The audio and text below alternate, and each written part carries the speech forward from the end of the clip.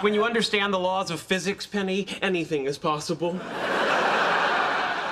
And may I add, mwah-ha-ha.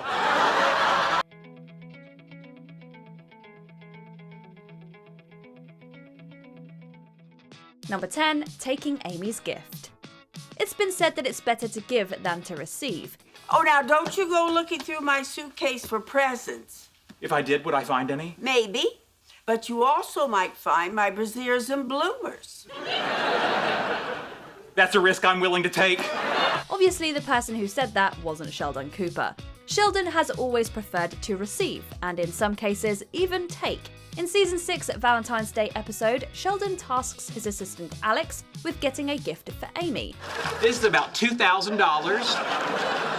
I think she likes monkeys and the color gray.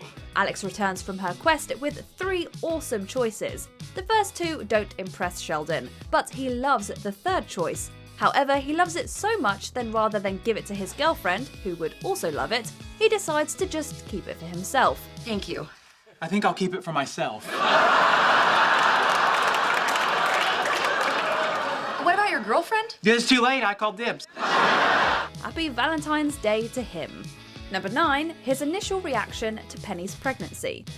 No one has ever accused Sheldon of being selfless and considerate of other people's feelings. They're abandoning us because you broke their hearts. I didn't mean to. I know! You never mean to! And while he did appear to have a real personal awakening during his Nobel Prize speech, on the flight to Sweden beforehand, he was still the same old Sheldon.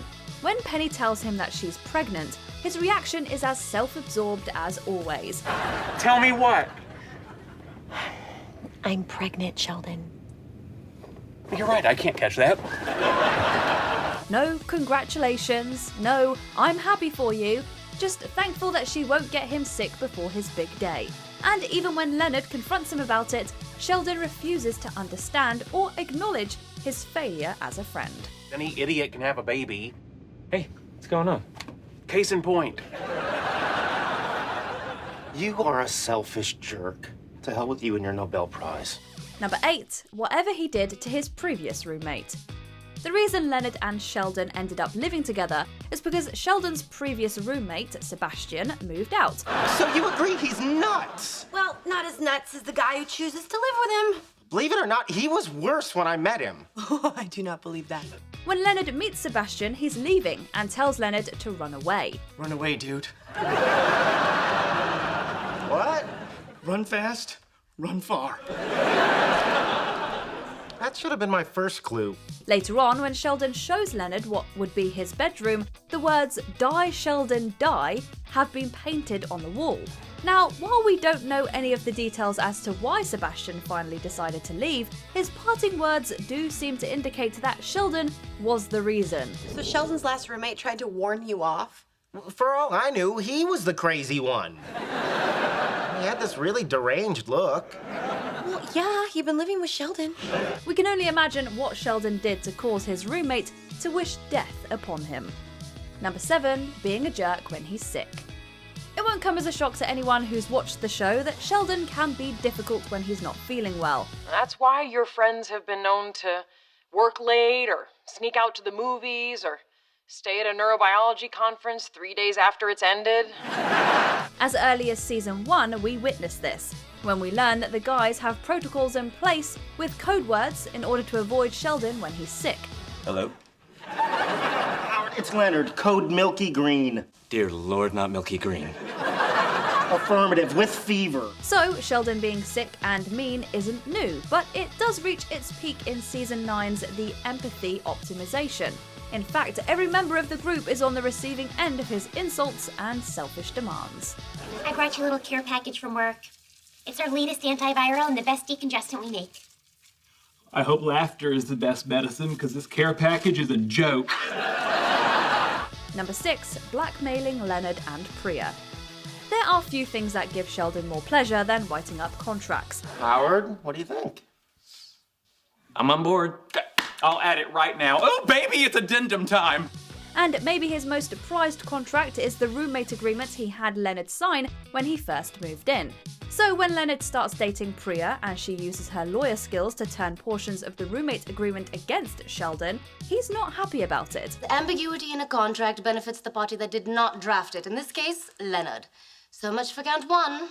But there's no but, Sheldon. That's how the law works. In order to get revenge and a more advantageous roommate agreement, Sheldon blackmails Leonard with the threat of revealing their relationship to Priya's parents. This computer will send an email to your parents in India saying that you're in a secret relationship with the whiter-than-marshmallow fluff Leonard Hofstetter. Not only is this just a mean thing to do to a friend, but everything Sheldon was angry about was his own doing. It was his contract. Priya just pointed out the legal facts as he wrote them. Number 5, the itchy sweater.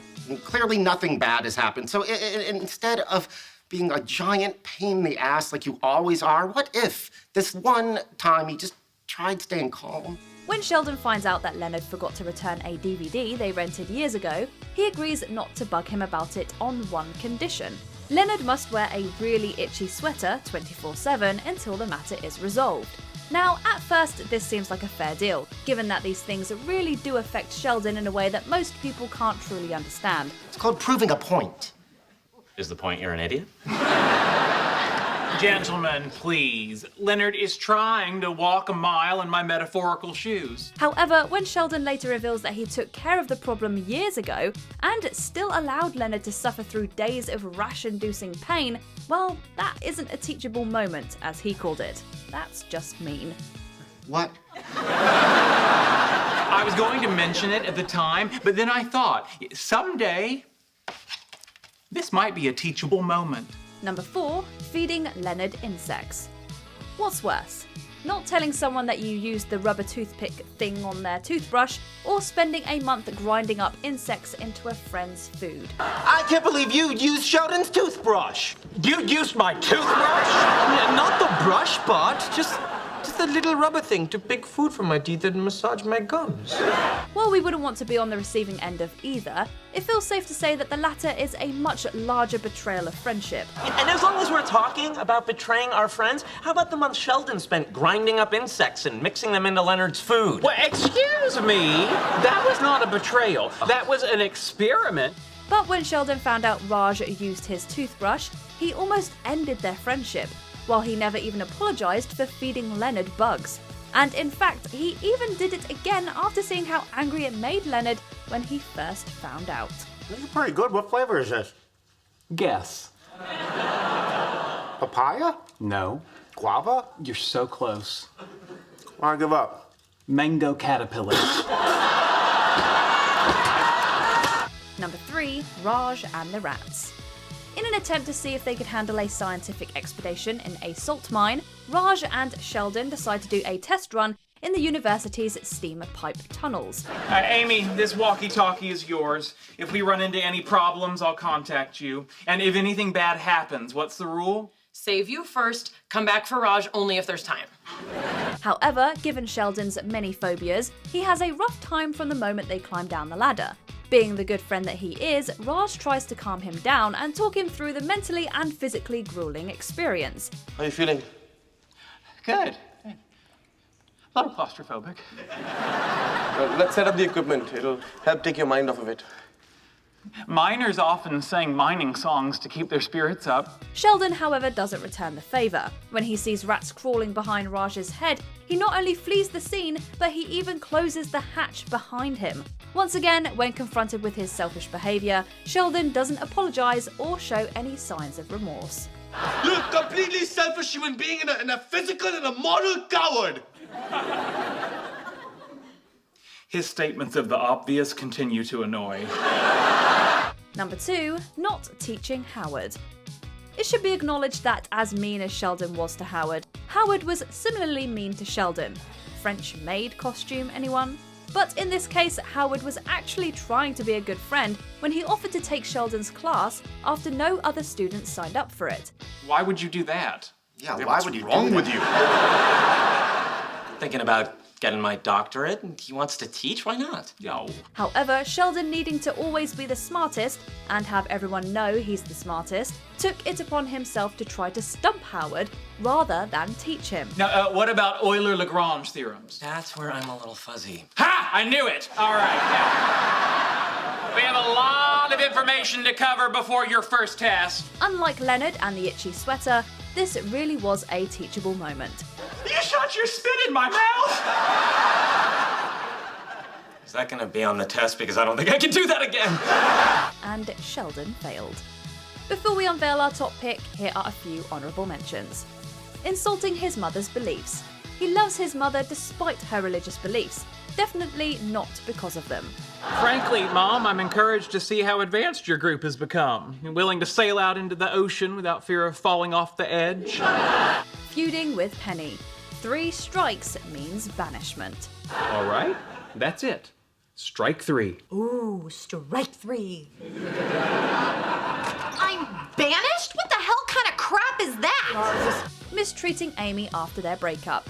Let's just say he wasn't the mature one. It's like you can't make up your mind. It's because you're not giving me any space to think. Well, you should think fast, because men can sire offspring their entire lives, but those eggs you're toting around have a sell-by date.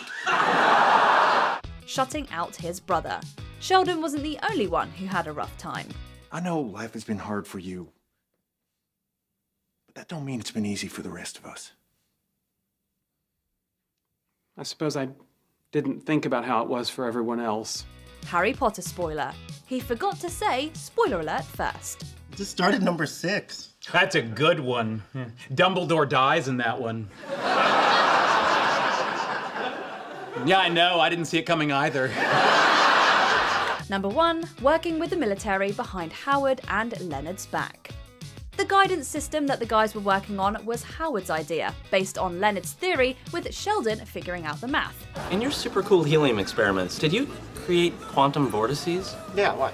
Well, if you made a guidance system, couldn't you use those vortices as a gyroscope? Wow, never thought about that. They were a team, but when the military took their idea and tossed them aside, Sheldon secretly went to the military and offered up an idea for a communication system based on their research. You better not be working on our project because we're a team. Leonard, there is no I in team.